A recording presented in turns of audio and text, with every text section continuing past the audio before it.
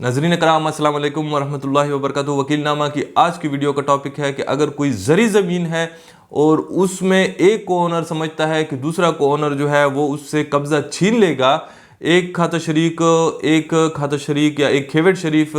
ये समझता है कि दूसरा खाता शरीक या खेवड़ शरीक उससे उसका कब्ज़ा जो है वो ज़बरदस्ती छीन लेगा, तो क्या उसके ख़िलाफ़ वो सिविल कोर्ट में स्टे ले सकता है या नहीं ले सकता? क्योंकि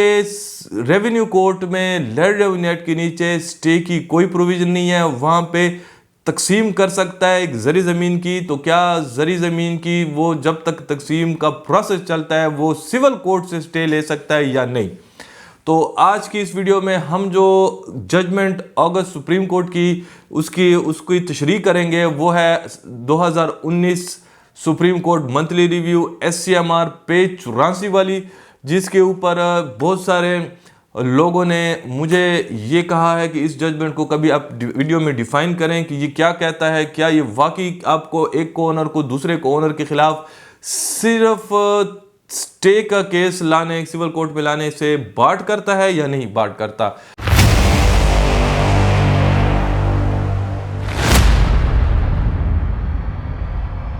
तो सबसे पहले हम 2019 SCMR 84 को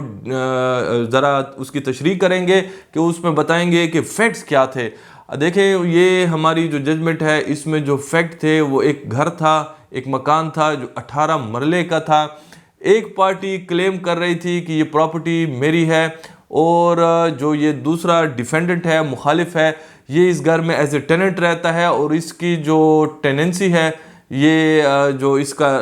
पैसे हैं रेंट के, ये मुझे नहीं देता, इसके रेंट के पैसे भी मुझे दिलाए जाएं और इसको इजेक्ट भी किया जाए। तो ये जो केस वो था इसका ये केस फिर जो मुखालिफ था वो ये कह रहा था डिफेंडेंट कि मैं भी इसका मालिक हूँ। तो दोनों पार्टीज इसको क्लेम कर रहे थे कि हम दोनों मालिक हैं। ये केस सिविल कोर्ट में जो प्लेंटिफ था जिसने दावा किया था उसके हक में डिग्री होता है, मुखालिफ के खिलाफ इजेक्टमेंट का दावा, डिस्पोजेशन का कह लें या पोजेशन का कह लें, सेक्शन 8 का उसका दावा था। ये सेक्शन 8 स्पेसिफिक रिलीफ एक्ट का दावा था। उसकी पोजेशन की डिग्री जो थी वो मिली, सिविल जज से अपील की गई, अपील खारिज हुई सेशन से। हाई कोर्ट में जब ये केस गया तो फिर हाई कोर्ट ने क्या किया कि उन्होंने कहा चूंकि टाइटल बिटवीन द पार्टीज दोनों डिफेक्टिव है, दोनों तरफ से पार्टीज ये कह रहे हैं कि प्रॉपर्टी हमारी मलकियत है, तो जब आप सेक्शन 8 का केस करते हैं तो उसके लिए आपकी प्रॉपर्टी में टाइटल जो है वो डिस्प्यूटेड नहीं होना चाहिए, और अगर डिस्प्यूटेड होगा तो फिर ऐसी सूरत में आपको पहले declaration section 42 specific relief act के नीचे लेनी होगी, और जब डिक्लेयर हो जाएंगे किसी कोर्ट से कि आप मालिक हैं, फिर आप इजेक्टमेंट जो आपकी पोजेशन सेक्शन 8 का केस है वो कर सकते हैं। हाई कोर्ट ने उसके केस को खारिज किया। ये शख्स जो था ये फिर सुप्रीम कोर्ट जाता है, अगस्त सुप्रीम कोर्ट। फिर अगस्त सुप्रीम कोर्ट में जब आर्गूमेंट होते हैं तो फिर उसके ऊपर सुप्रीम कोर्ट की जब जजमेंट आती है तो फिर वो उस जजमेंट में लिखा जाता है कि कोई भी को शेरर होगा, अगर वो दूसरे को शेरर के खिलाफ कोई केस करेगा तो वो उसके खिलाफ सिर्फ स्टे का केस यानी इंजंक्शन का केस, परमानेंट इंजेक्शन का केस नहीं कर सकता अनटिल एंड अनलेस वो साथ में पोजेशन का तकसीम का केस क्यों ना डाल दे। उसको चाहिए कि साथ में तकसीम का केस करे, फिर साथ में स्टे ज़रूर मांगे, लेकिन सिंपल पोजेशन का केस न करके सिंपल परमानेंट इंजेक्शन का केस यानी स्टे का केस डालना ये गलत है, इलीगल है, नहीं डाल सकता। तो अब ये जिस तरह मैंने स्टार्ट में कहा था कि ये एक मकान था जो 18 मरले के हवाले से था, अब इसकी मैं एनालिसिस करके आपको दे देता हूँ कि कोर्ट ने इस जजमेंट में ये नहीं कहा कि ज़री ज़मीन की भी यही सूरत हाल है। अगस्त सुप्रीम कोर्ट ने कहा कि चूंकि सिविल कोर्ट में घर की तकसीम अगर आप करेंगे तो घर का तकसीम के लिए आप सिविल कोर्ट में जाते हैं, तो सिविल कोर्ट में जब आप घर की तकसीम के लिए जाते हैं तो वहाँ पे आपके पास परमानेंट इंजेक्शन की भी आपके पास जो ऑप्शन है वो अवेलेबल है। तो अगर आप सिर्फ और सिर्फ परमानेंट इंजेक्शन मांगते हैं और उस मकान को या उस आबादी देह की प्रॉपर्टी को तकसीम का केस नहीं करते तो ये आपकी बदनीयती है। कब तक आप उसको जॉइंट ओनरशिप में रखेंगे اور صرف مخالف کو روکے رکھیں گے اس کی تقسیم اس کی پراپرٹی کو انجوائے کرنے سے آپ نہیں روک سکتے، پرماننٹلی انجنکشن نہیں لے سکتے until and unless ساتھ میں آپ تقسیم کا کیس کر دیں۔ لیکن اگست سپریم کورٹ نے یہ کلیات ایگریکلچر پراپرٹی کے لیے بالکل نہیں کہا کہ یہ ایگریکلچر پراپرٹی پہ یہی فارمولہ کلیہ لگے گا۔ اس کے لیے سپیریئر کورٹ، اگست سپریم کورٹ کی بہت ساری ججمنٹس ہیں جس میں اگست سپریم کورٹ نے کہا ہوا ہے کہ ایگریکلچر پراپرٹی کا اگر کیس ہے تو پھر وہ اس کی چونکہ لینڈ ریونیو ایکٹ میں سٹے کی پروویژن نہیں ہے، تو پھر آپ اس طرح کے کیسز میں اگر تقسیم کی درخواست اسسٹنٹ کلیکٹر یا اسسٹنٹ کمشنر کو دیتے ہیں تو آپ کے پاس پھر بھی ریمیڈی اویلیبل ہے کہ آپ سول کورٹ سے پرماننٹ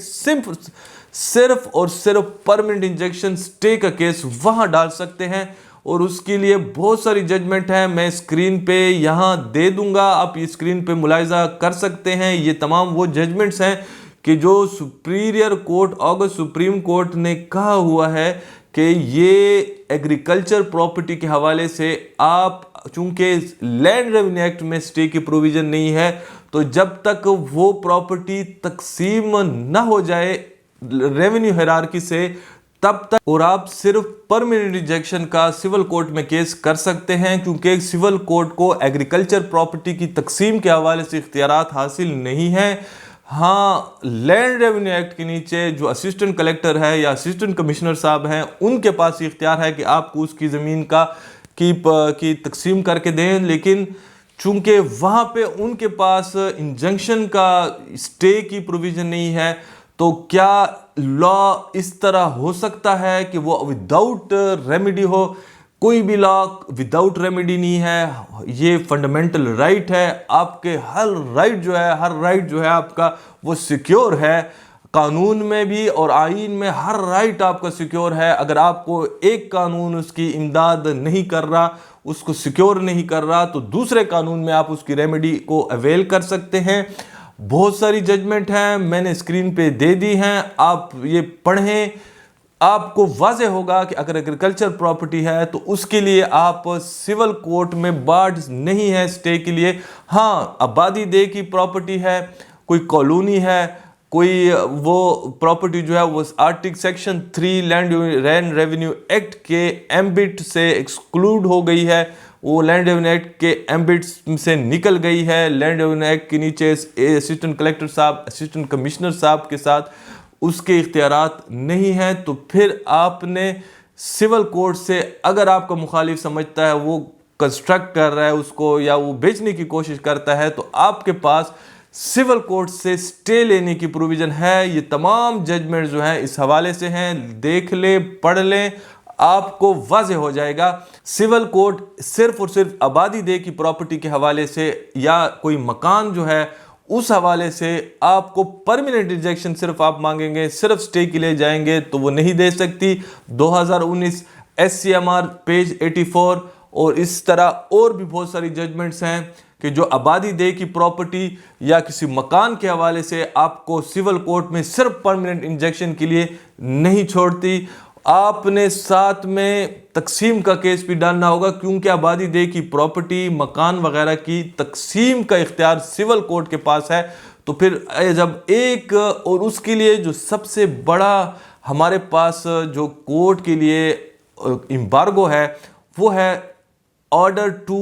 رول 2 کا۔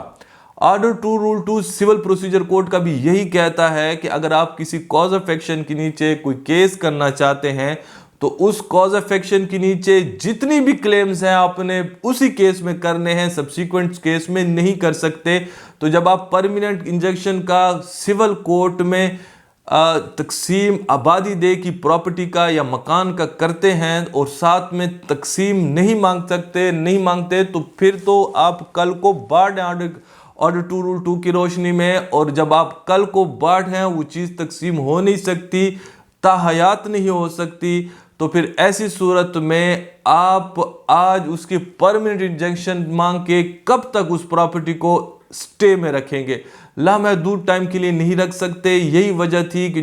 जिसने कंपेल किया होगा सुप्रीम कोर्ट को कि उन्होंने ये व्यू दिया कि तकसीम का केस आबादी दे की ज़मीन, प्रॉपर्टी हो, हाउस हो, उसका अगर करना चाहें, चूंकि सिविल कोर्ट के साथ उसका इख्तियार है तकसीम करने का, आप उधर तकसीम का दावा करें, साथ में परमानेंट इंजेक्शन मांगे, कोर्ट देगी।